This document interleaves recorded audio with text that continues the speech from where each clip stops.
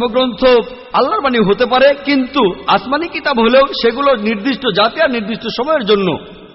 এখন আপনি মানবেন সর্বশেষ ও চূড়ান্ত কিতাব, সেটা হলো পবিত্র কোরআন। তাহলে প্রত্যেক মানুষই, হোক তার দেশ ইন্ডিয়ায়, আমেরিকাতে, কানাডায়, ইংল্যান্ডে, সিঙ্গাপুরে, সৌদি আরবে, প্রত্যেক মানুষই সর্বশেষ ও চূড়ান্ত ওহী মানবে, অর্থাৎ পবিত্র কোরআন আর সর্বশেষ নবী মুহাম্মদ সাল্লাল্লাহু আলাইহি সাল্লামকে মেনে চলবে। আমি বলছি না যে হিন্দু ধর্মগ্রন্থগুলো আল্লাহর বাণী, আর আল্লাহর বাণী হলেও সেটা নির্দিষ্ট সময়ে নির্দিষ্ট জাতির জন্য ছিল।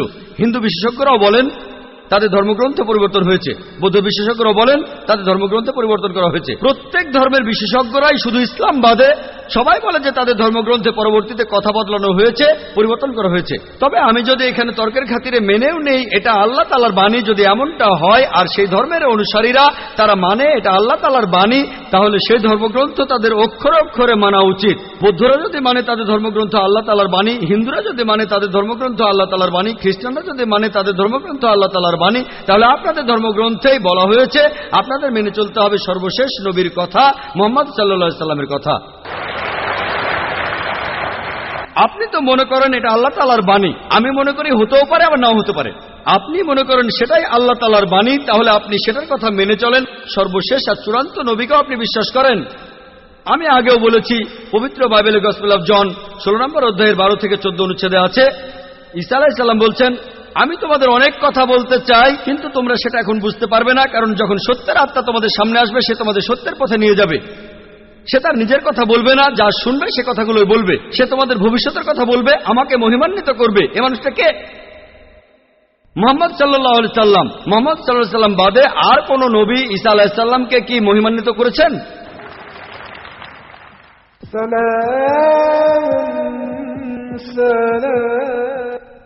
ঠিকই বলেছেন আপনি, যে ঈসা আলাইহিস সালামকে অস্বীকার করবে সে নরকে যাবে। আপনিই বললেন এই কথা, আমি আপনার সঙ্গে একমত।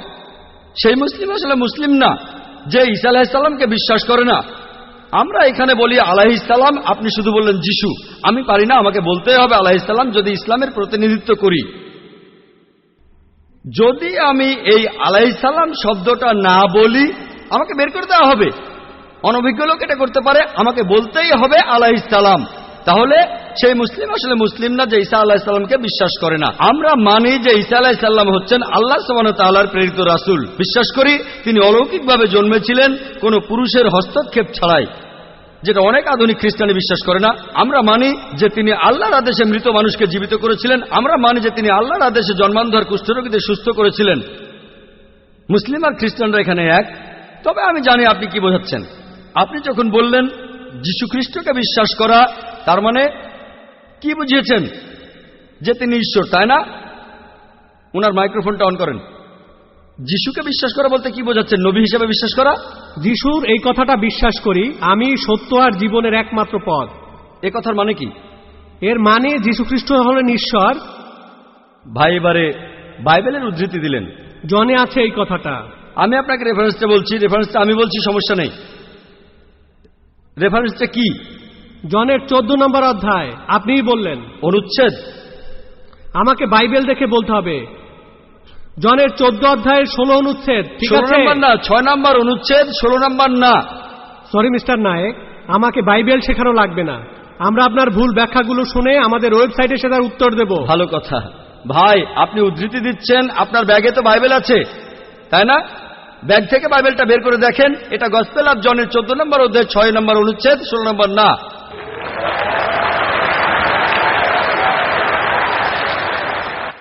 আর আপনি বললেন ঈসা মসীহ আলাইহিস সালাম, তিনি বলেছেন যে তিনি ছিলেন ঈশ্বর। আপনার প্রশ্নতে পরে আসছি। প্রশ্নের উত্তরটা দেওয়ার আগে আমি একটা কথা বলে নিই। আমি বাইবেল পড়েছি, গোটা বাইবেলের মধ্যে পরিষ্কারভাবে বলা এমন একটা কথাও নেই যেখানে যিশু বা ঈসা আলাইহিস সালাম নিজে বলেছেন আমি ঈশ্বর আর আমার উপাসনা করো।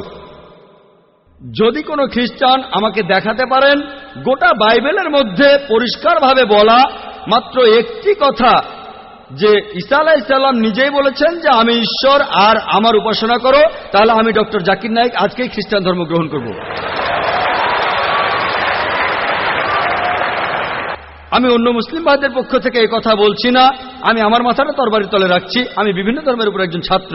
আপনি বাইবেল পড়েছেন আর আমিও পড়েছি বাইবেল। আপনি বললেন যে আপনাকে বাইবেল শেখানো লাগবে না। ঈসা আলাইহিস সালাম এই কথা নিজে বলেছেন, সত্যকে খোঁজো, সত্যই তোমাকে মুক্ত করবে। ইনশাআল্লাহ আজকে আপনি সত্য দেখবেন, আর ইনশাআল্লাহ সত্য আপনাকে মুক্ত করবে। আমি কথাটা আবার বলছি, গোটা বাইবেলে পরিষ্কারভাবে বলা এমন একটা কথাও নেই যেখানে যিশু বা ঈসা আলাইহিস সালাম নিজেই বলেছেন আমি ঈশ্বর আর আমার উপাসনা করো।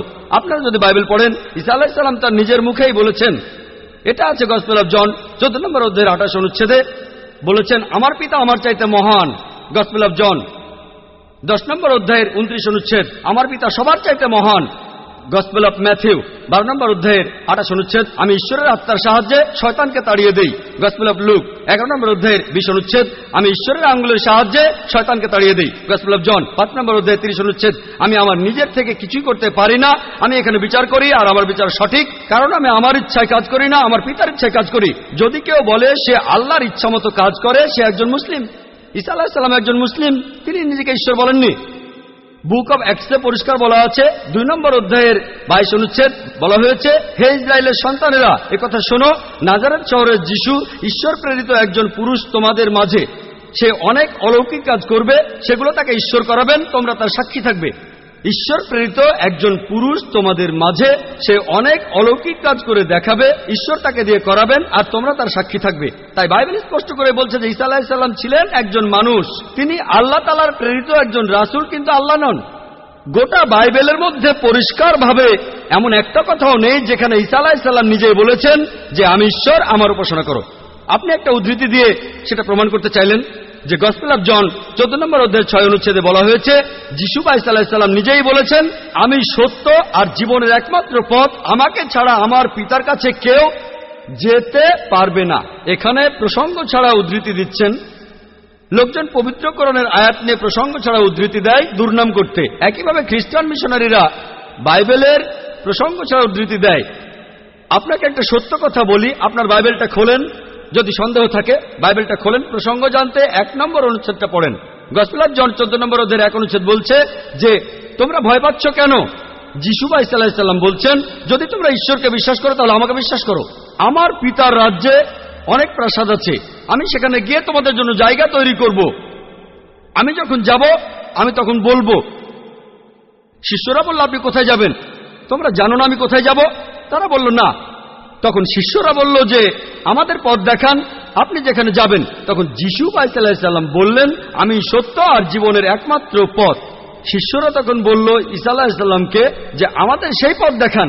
ঈসা আলাইহিস সালাম তখন বললেন আমি সত্য আর জীবনের একমাত্র পথ, আমাকে ছাড়া আমার পিতার কাছে কেউ যেতে পারবে না। আমরা মানি যে নবীগণ যখন এসেছিলেন প্রত্যেক নবী ছিলেন সত্য আর জীবনের দেখানো পথ, সেই নবীদের ছাড়া কোনো মানুষই আল্লাহর কাছে যেতে পারত না। আর যীশু খ্রিস্টের সময়ে আমি বাইবেলের কথা মানছি, যিশু বা ঈসা আলাইহিস সালাম তিনিই ছিলেন সত্য আর জীবনের একমাত্র পথ। যীশু খ্রিস্টের শিক্ষা ছাড়া কোনো মানুষই তখন আল্লাহর কাছে যেতে পারত না। মুসা নবীর সময়ে তিনি ছিলেন সত্য আর জীবনের পথ। মুসা আলাইহিস সালামের শিক্ষা ছাড়া কোনো মানুষই আল্লাহর কাছে যেতে পারত না। এখন দেখেন ঈসা আলাইহিস সালাম নিজেই বলেছেন আমি তোমাদের অনেক কথা বলতে চাই। শিষ্যদের বলছেন, এটা আছে গসপেল অফ জন 16 নম্বর অধ্যায়ের 12 থেকে 14 অনুচ্ছেদে, আমি তোমাদের অনেক কথা বলতে চাই কিন্তু তোমরা সেগুলো এখন বুঝবে না, কারণ যখন সেই সত্যের আত্মা আসবে সে তোমাদের সত্যের পথে নিয়ে যাবে। সে তার নিজের কথা বলবে না, যা শুনবে সে কথাই বলবে।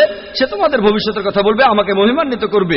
আর এখন দেখবেন, ভালো করেই দেখবেন যে নবীজি মুহাম্মদ সাল্লাল্লাহু আলাইহি সাল্লাম তিনি সত্য আর জীবনের একমাত্র পথ। মুহাম্মদ সাল্লাল্লাহু আলাইহি সাল্লাম যা শিখিয়েছেন সেগুলো ছাড়া কেউ আল্লাহর কাছে যেতে পারবে না। আর মুহাম্মদ সাল্লাল্লাহু আলাইহি সাল্লাম ছিলেন সর্বশেষ আর চূড়ান্ত নবী। এখনকার দিনে দেখবেন হোক সেই লোক বাস করছে আমেরিকায়, কানাডায়, ইংল্যান্ডে, ইন্ডিয়ায়, সৌদি আরবে, পৃথিবীর যেখানেই থাকুক, এখনকার দিনে সবার জন্য মুহাম্মদ সাল্লাল্লাহু আলাইহি সাল্লাম তিনি হলেন পথ, সত্য আর জীবনের। মুহাম্মদ সাল্লাল্লাহু আলাইহি সাল্লাম যা শিখিয়েছেন সেগুলো ছাড়া কেউ আল্লাহর কাছে যেতে পারবে না। আর প্রায় সব ধর্মগ্রন্থ এরকম কথা বলছে, এমনকি বাইবেলও। আশা করি আপনি সত্যটা জানতে পেরেছেন, আর ইনশাআল্লাহ আপনি সত্যের কাছে এসেছেন, সত্য আপনাকে মুক্ত করবে।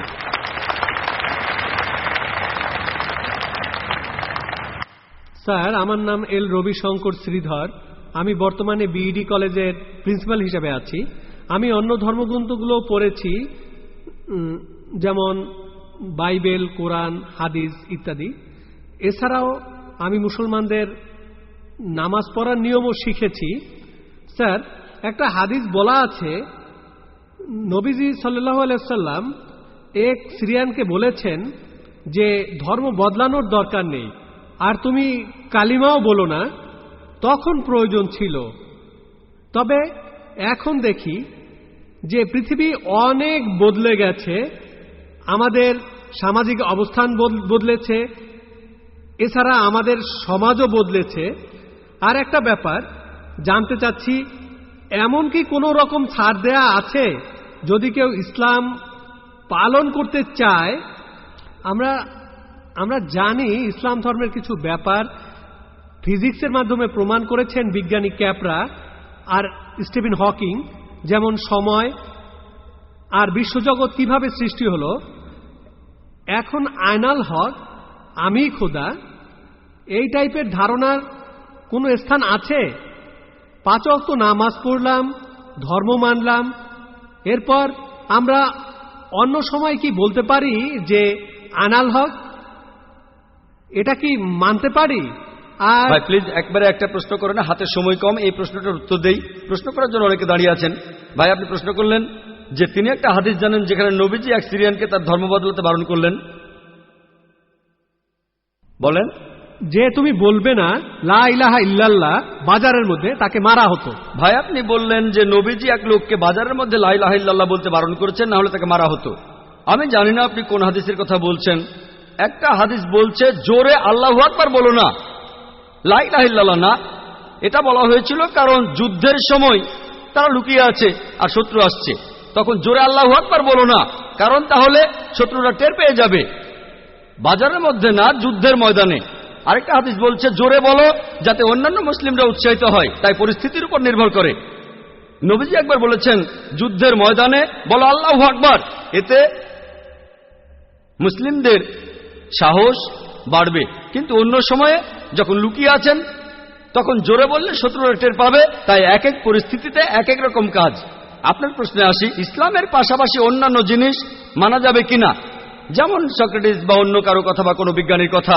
এছাড়াও আনাল হক ইসলামের পাশাপাশি অন্য বিষয়ের ব্যাপারে বলি, যদি সেগুলো কোরআন আর হাদিসের বিরুদ্ধে না যায় কোনো সমস্যা নেই। যদি সেটা কোরআন আর হাদিসের সাথে মিলে যায় সেটা আমাদের মানতে হবে। সেটা হতে পারে যে কোনো বিষয়, হোক বিজ্ঞান, ভূগোল বা ইতিহাস, হোক হিন্দুইজম, খ্রিস্টান ধর্ম, ইহুদি ধর্ম। যদি সেটা পবিত্র কোরআনে উল্লেখ করা থাকে তাহলে সেটা আমাদের মানা ফরজ। যদি সেই কথাটার উল্লেখ কোরআনে না থাকে আর কোরআনের বিরুদ্ধে না যায় সেটা মানতে পারেন, মুবাহ, ঐচ্ছিক। কিন্তু যদি সেই কথাটা কোরআনের বিরুদ্ধে যায় সেটা হারাম, সেটা নিষিদ্ধ। এই তিনটা হতে পারে, তিনটা ফলাফল পাবেন। আপনি বললেন যে ইসলাম তৌহিদে বিশ্বাস করে, 5 ওয়াক্ত নামাজ। ইসলাম আনাল হকে বিশ্বাস করে কিনা? আনাল হক নিজেকে আল্লাহ দাবি করা, এটা শিরক, এটা তৌহিদের বিরুদ্ধে যায়। এটা বলতে পারেন না যে আপনি তৌহিদও মানেন আবার একাধিক ঈশ্বরও বিশ্বাস করেন। আপনি তৌহিদ মানেন আবার বলছেন আমি আল্লাহ, দুটো আসলে বিপরীত। যদি কেউ এমনটা বিশ্বাস করে যে সে আল্লাহর একটা অংশ, সে তৌহিদ মানতে পারে না, সে মুসলিম নয়।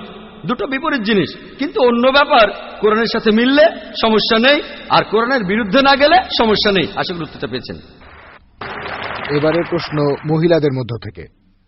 কোনো অমুসলিম বোন প্রশ্ন করতে চাইলে তিনি মাইকের সামনে এসে প্রশ্ন করতে পারেন। গুড ইভিনিং স্যার, আমি পেশায় একজন শিক্ষিকা। এছাড়াও আমি ইসলাম ও অন্যান্য ধর্ম নিয়ে রিসার্চ করি। আপনার নামটা কি জানতে পারি? আমি নীলিমা। আপনার লেকচারের জন্য অসংখ্য ধন্যবাদ। তবে আমি কিছু ব্যাপারে একটু জানতে চাই। যেমন আপনি ভবিষ্যৎ পুরাণের কথা বললেন, 3য় খণ্ডের 3য় অধ্যায় 5 থেকে 8 নম্বর শ্লোক। আমি আপনাকে আরেকটা ব্যাপার জানিয়ে রাখি যে হয়তো আপনিও এটা জানেন। ধরেন ঈশ্বর যে নবীকে পৃথিবীতে পাঠান, সেই নবী তার উদ্দেশ্যে বলা ভবিষ্যৎবাণীগুলো পূরণ করবেন। যদি সেই নবী অর্ধেক বা তার কম ভবিষ্যৎবাণী পূরণ করেন তাহলে তাকে নবী বলা যাবে না। এটা একটা সাধারণ যুক্তির ব্যাপার। এবারে ভবিষ্য পুরাণের কথা বলি। আপনি সেই ম্লেচ্ছ নেতার কথা বললেন আর বললেন তিনি নবী মুহাম্মদ ছাড়া আর কেউ নন। আচ্ছা, আমি আপনার কথার প্রথম অংশটা মেনে নিচ্ছি, কিন্তু পরের অংশটা আপনি ব্যাখ্যা করে বলেননি। এখন আপনাকে বলি, ম্লেচ্ছ একটা সংস্কৃত শব্দ, আর সংস্কৃত ডিকশনারি অনুযায়ী ম্লেচ্ছ শব্দটার অর্থ অনার্য অথবা পাপী অথবা খারাপ লোক। ম্লেচ্ছ শব্দটার এই তিনটা অর্থ হয়। তাহলে কি বলা যায় মোহাম্মদ ছিল পাপী অথবা খারাপ লোক? আরেকটা ব্যাপার হলো, এই ভবিষ্যৎবাণীর দ্বিতীয় শর্তটা, সেটা হলো তিনি একটা মরুস্থলে জন্মাবেন। মরুস্থল এর অর্থ মৃতদের স্থান, কারণ মরু শব্দটা এসেছে সংস্কৃত মৃ থেকে, যার অর্থ মৃত্যু। তাই এখানে অবশ্যই আরবের মরুভূমির কথা বলা হচ্ছে না, কারণ সেটা ছিল অনুর্বর ভূমি আর যুদ্ধক্ষেত্র। এরপরে আমি 3 নম্বর পয়েন্টে আসছি। এই ভবিষ্যৎবাণীতে বলা হয়েছে যে এই ম্লেচ্ছ নেতা তিনি গোসল করেন পঞ্চগাভিয়া আর গঙ্গা নদীতে। আর এটা আমরা সবাই জানি যে গঙ্গা নদী, এই নদীটা আরবে নয়, গঙ্গা নদী রয়েছে ইন্ডিয়ায়। এটা পৃথিবীর সবাই জানে। এবার পঞ্চগাভিয়ায় গোসল করা সম্পর্কে বলি। পঞ্চগাভিয়া মানে গরু থেকে উৎপন্ন 5টা উপাদান। এই উপাদানগুলো হলো দুধ, দই, ঘি, প্রস্রাব, গোবর। এখন ভবিষ্যৎবাণীটাকে সত্যি হতে গেলে এই কথাটাও তাহলে সত্যি হতে হবে।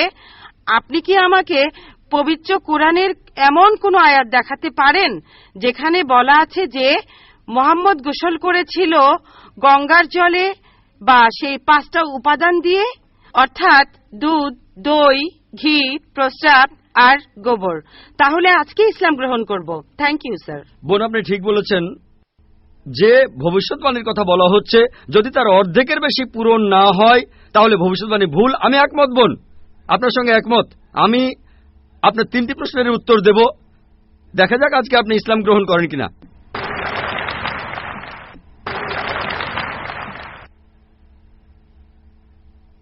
এটাও হতে পারে আপনি আমার সঙ্গে একমত হবেন না। আমি যা বলবো, আমি একমত। ম্লেচ্ছ এই শব্দটার 3টি অর্থ আছে। ম্লেচ্ছ এর একটা অর্থ হলো অনার্য অর্থাৎ বিদেশি, আরেকটা অর্থ হচ্ছে পাপী, আরেকটা অর্থ হলো খারাপ লোক। আর দেখবেন ইন্ডিয়ায় হিন্দুরা সাধারণত মুসলিমদের বলে থাকে ম্লেচ্ছ। তারা যখন এভাবে বলে তারা আসলে বোঝায় পাপী আর খারাপ লোক, কিন্তু এর আরেকটা অর্থ হলো বিদেশি। যখন আমি লেকচারে কোনো ধর্মগ্রন্থ থেকে উদ্ধৃতি দেই, সেখানে একটা শব্দের যদি অনেক অর্থ হয়, ব্যাপারটা এমন না ধরেন শব্দটার 4টা অর্থ আছে, তার মধ্যে 3টা অর্থ এখানে খাটে না, মাত্র একটা ঠিক হলেও অর্থ সঠিক হতে পারে। যেমন ধরেন কোরআন বলছে তোমরা শূকর খেও না। আজকে যদি ডিকশনারি খোলেন, এই শূকর শব্দটার একটা অর্থ হলো পুলিশ অর্থাৎ পুলিশ অফিসার, তাহলে একটা অর্থ শূকর, আরেকটা অর্থ পুলিশ অফিসার। তবে কোরআন বাইবেল এটা বোঝায়নি। বাইবেলে বুক অব লেভিটিকাস 11 অধ্যায় 7 থেকে 8 অনুচ্ছেদে আছে, বুক অব ডিউটেরোনমি 14 অধ্যায়ের 8 অনুচ্ছেদে আছে, বুক অব আইজায়া 65 অধ্যায়ের 2 থেকে 5 অনুচ্ছেদে আছে। বলা হয়েছে তোমরা শূকর খেও না, কিন্তু পুলিশকে বোঝায়নি বাইবেল। যদি আপনি বিভিন্ন ধর্মের ছাত্রী হয়ে থাকেন, যদি 10টা অর্থ থাকে সেখানে একটা অর্থও খাটে, দেখতে হবে সেটা সঠিক কিনা। 2টো সঠিক হতে পারে, 3টা সঠিক হতে পারে, সবগুলো সঠিক হতে পারে, কিন্তু যদি মাত্র একটা অর্থ সঠিক হয় এতেও ভবিষ্যৎবাণীটা ফলে যেতে পারে।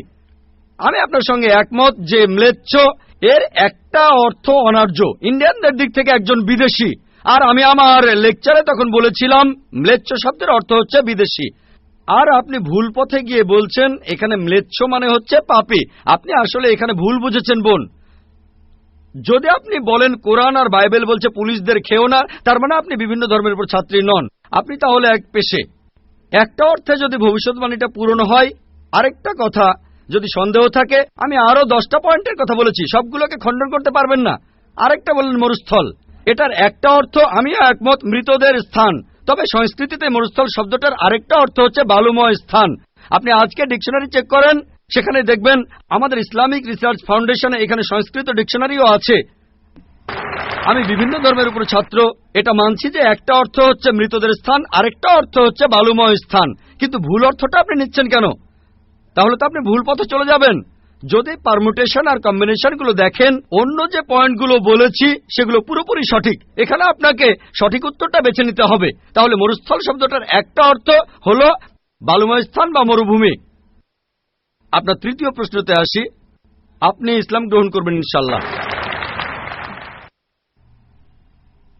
3য় প্রশ্নটা, আমি যে ভবিষ্যৎবাণীটার কথা বলেছি যে নবী মোহাম্মদ সাল্লাল্লাহু আলাইহি সাল্লাম পঞ্চগর্ভে গোসল করেছিলেন গঙ্গা নদীতে, এখানে বুঝে নিতে হবে যখন আমরা বলছি যে হিন্দুদের রীতি অনুযায়ী যে কেউ পঞ্চগর্ভে বা গঙ্গায় গোসল করবে তার অর্থ বিশুদ্ধ হবে। একটা অর্থ শারীরিকভাবে গঙ্গায় ডুব দিলেন, আমারও মনে হয় না নবীজি ইন্ডিয়ায় এসে গঙ্গায় ডুব দিয়েছিলেন। আরেকটা অর্থ বিশুদ্ধ হওয়া, তখন ব্যাখ্যা করিনি কারণ লেকচারটাই অনেক লম্বা ছিল। এই টপিকটা নিয়ে আমি সারাদিন কথা বলতে পারি, আমি এখানে খুব বিস্তারিত বলিনি। আমি প্রত্যেকটা ভবিষ্যৎবাণী নিয়েই আরো কয়েক মিনিট বলতে পারি, সব মিলিয়ে ঘন্টাখানিক বলতে পারবো। এখানে পঞ্চগর্ভে গোসল করা মানে হচ্ছে বিশুদ্ধ হওয়া। এখানে প্রসঙ্গটা বুঝতে হবে, শারীরিকভাবে গোসল করার অর্থ এখানে বলা হয়নি। আর আপনি গঙ্গার পানিতে ডুব দিলেই বিশুদ্ধ হয়ে যাবেন এমন কোনো নিশ্চয়তা নেই, বিশুদ্ধ না হওয়ার সম্ভাবনাই বেশি। এটা হচ্ছে হিন্দুদের রীতি অনুযায়ী বলা। তাই এখানে ভবিষ্যৎবাণীটা বলছে যে নবী মোহাম্মদ সাল্লাল্লাহু আলাইহি সাল্লাম পঞ্চগর্ভে গোসল করেছিলেন। তার মানে এই না যে তিনি এখানে এসেছিলেন, মানে হলো আল্লাহ তাআলা তাকে বিশুদ্ধ করেছিলেন। আমরা বিশ্বাস করি যে আল্লাহ তাআলার সকল নবী, সকলেই, হোক তিনি মুসা বা ঈসা আলাইহিস সালাম অথবা মুহাম্মদ সাল্লাল্লাহু আলাইহি সাল্লাম, তারা সকলেই ছিলেন মাসুম, তারা ছিলেন নিষ্পাপ, ছিলেন বিশুদ্ধ। তাহলে আল্লাহর সকল নবী, আল্লাহ যাদের পৃথিবীতে পাঠিয়েছিলেন, আমরা মানি যে তারা সকলেই নিষ্পাপ, সকলেই মাসুম, সকলেই বিশুদ্ধ। তাহলে আপনার উত্তরটাও পেলেন। আশা করি ইনশাআল্লাহ আপনি ইসলাম গ্রহণ করবেন বোন।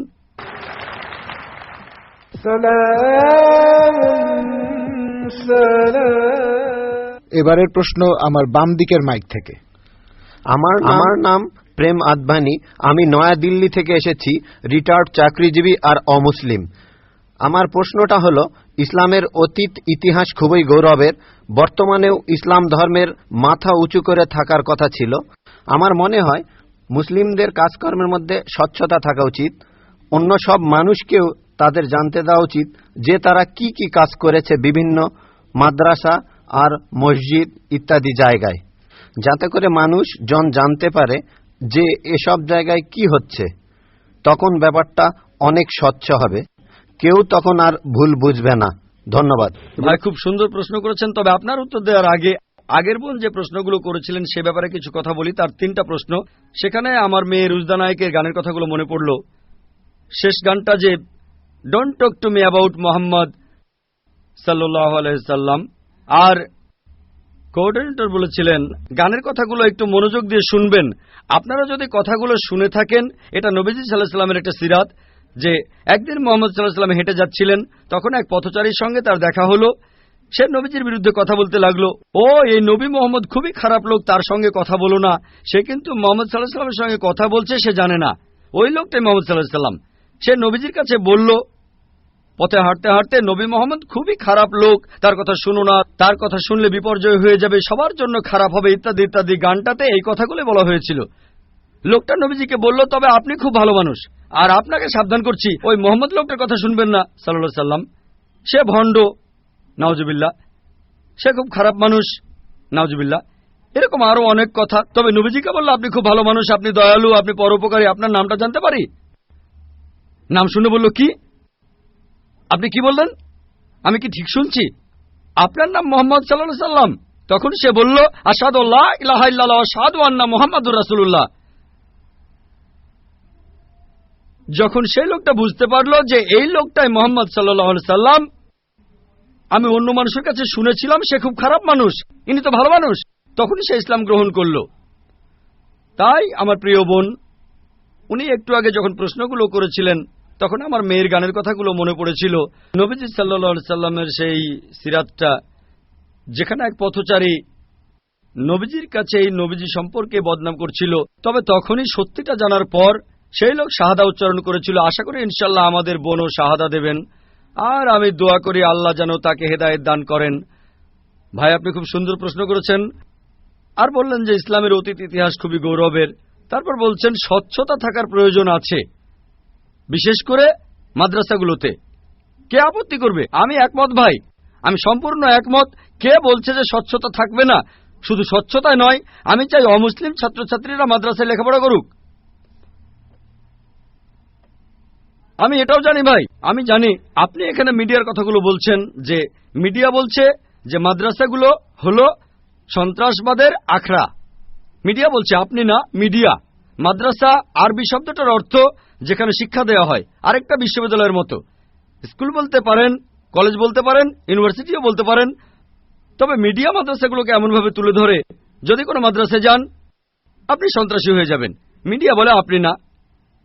একটা প্রশ্ন করি, এই পৃথিবীর ইতিহাসে যে লোকটা সবচেয়ে বেশি মানুষ হত্যা করেছে সে হিটলার। সে পড়েছিল কোন মাদ্রাসায়? কোন মাদ্রাসা? হিটলার কোন মাদ্রাসার ছাত্র? তারপর দেখবেন যে মাফিয়া পৃথিবী জুড়ে চোরাচালান আর মাদক ব্যবসা করে। যদি একটা জরিপ করেন এইসব স্মাগলারদের, সেই সব লোকদের যারা জেলে যায়, যদি জরিপ করেন তাদের কতজন মাদ্রাসায় পড়েছে? কতজন? খুব কম থাকতে পারে, খুব কম। বেশিরভাগই ভার্সিটিতে পড়েছে। কোন ভার্সিটি? আধুনিক ভার্সিটি, স্কুল, কলেজ। তাহলে কি বলবেন স্কুল বন্ধ করে দাও? এটা কি বলবো যে আজ থেকে স্কুল কলেজ বন্ধ, বিএ পড়া বন্ধ, বিকম বন্ধ, বিএসসি বন্ধ? না, কারণ আমি তো স্কুলে পড়াশোনা করেছি। স্কুলে শেখানো হয় না যে ডাকাতি করবেন, চোরাচালানি করবেন, দেশের বিরুদ্ধে যুদ্ধ করবেন। এই লোকগুলো স্কুলে পড়াশোনা করেছে, কিন্তু তারা স্কুলগুলোর কুলাঙ্গার। আর হিটলারও হয়তো আধুনিক শিক্ষা পেয়েছিল, আমি নিশ্চিত তার স্কুল তাকে শেখায়নি যে তুমি 60 লক্ষ ইহুদিকে হত্যা করো। তাহলে বুঝতে পারছেন এরা কুলাঙ্গার। তবে সামগ্রিকভাবে দেখবেন যে এই দেশে প্রতি বছর হাজার হাজার ছাত্র মাদ্রাসা থেকে পাশ করে, নাদবা থেকে, দেওবন্দ থেকে হাজার হাজার ছাত্র। আপনি কি বলবেন এরা সবাই মানুষ মারছে? মোটেই তা নয়। মিডিয়া ব্যাপারটা এভাবে তুলে ধরছে। এখন দেখবেন সরকার মাদ্রাসাগুলোতে যাবে। গত বছর বা তার আগের বছর সরকার নাদবা মাদ্রাসায় গিয়েছিল। তারা মাদ্রাসায় গিয়ে একটা সার্চ ওয়ারেন্ট বের করলো, চেক করবে। কি চেক করবে? আর আলী মিয়া নাদভি রহমতুল্লাহ বললেন ঠিক আছে আপনারা চেক করেন। তারা সেখানে কিছুই পায়নি। এখন হঠাৎ করে একদিন লাখে একবার, হাজারবারের মধ্যে একবার, কোটিবারের মধ্যে একবার হতে পারে সে মাদ্রাসা থেকে পাশ করার পরে কেউ বিপথে চলে গেছে। তার মানে এই না মাদ্রাসা সন্ত্রাস শেখায়। বরং দেখবেন যে সেই সব লোক যারা স্কুল থেকে পাশ করার পরে আধুনিক শিক্ষা ব্যবস্থায় কলেজে পড়ে, ইউনিভার্সিটিতে পড়ে, যেখান থেকে সার্টিফিকেট পায় বিএ, বিকম, ইঞ্জিনিয়ার, ডাক্তার, এরাই তুলনামূলকভাবে বেশি অন্যায় অপরাধ করে থাকে। আপনি যদি স্বচ্ছতার কথা বলেন, আমিও একমত। কোন মাদ্রাসায় কথা বলবে না যে আপনারা এখানে চেক করবেন না। আমাদের মাদ্রাসাগুলো উন্মুক্ত, আমাদের স্কুলে আমরা শেখাই মাশাআল্লাহ, বিভিন্ন ধর্মের উপর শিক্ষা দেই। আমার ছাত্ররা আমার স্কুলের, তারা সাধারণ হিন্দুদের চাইতে হিন্দু ধর্ম সম্পর্কে বেশি জানে, খ্রিস্টান ধর্ম সম্পর্কে বেশি জানে সাধারণ খ্রিস্টানদের চাইতে, ইসলাম ধর্ম সম্পর্কে বেশি জানে সাধারণ মুসলিমদের চাইতে। কারণ এখানে সব ধর্মের উপর গুরুত্ব দেওয়া হয়। তাহলে ভাই আপনি যদি স্বচ্ছতার কথা বলেন, আমি একমত, আপনার সঙ্গে আছি। এ কথা আপনাকে কেউ বলবে না, আমাদের পরীক্ষা করতে পারবেন না। আসেন, তবে নিন্দা করবেন না, নেগেটিভ মেন্টালিটি নিয়ে আসবেন না, খোলা মনে আসেন। কে জানে আল্লাহ হয়তো আপনাকে হেদায়েত করবেন, হয়তো সত্যিটা জানতে পারবেন। হ্যাঁ ভাই, আমি এখানে যেটা বলতে চাচ্ছি যে অমুসলিমরা তারা মাদ্রাসায় এসে নিজের চোখে দেখে যাবে। আমি স্বচ্ছতা বলতে এটাই বোঝাতে চেয়েছি, যাতে করে মানুষের মনে কোনো সন্দেহ না থাকে যে মাদ্রাসায় খারাপ কাজ হচ্ছে, সন্ত্রাসী বানানো হচ্ছে। ভাই খুব সুন্দর প্রশ্ন করেছেন। মাদ্রাসাগুলোকে স্বচ্ছ বানাবো যাতে অমুসলিমরা এসে পড়তে পারে। ভাই প্রথমে আমন্ত্রণ জানাচ্ছি আপনাকে, আপনার ছেলে মেয়েদের আইআরএফে আসেন, আমি আপনাকে আমন্ত্রণ জানাচ্ছি। আর ইসলামিক রিসার্চ ফাউন্ডেশনে একটা লাইব্রেরি আছে। এই লাইব্রেরিটা গোটা ইন্ডিয়ার মধ্যে বিভিন্ন ধর্মগ্রন্থের সংগ্রহের দিক থেকে একটা প্রথম শ্রেণীর লাইব্রেরি। আমাদের লাইব্রেরিতে 200-রও বেশি আলাদা আলাদা বাইবেল আছে। বাইবেলের 50টা এডিশন আছে। শুধু ভগবত গীতার অনুবাদে আছে 50টা।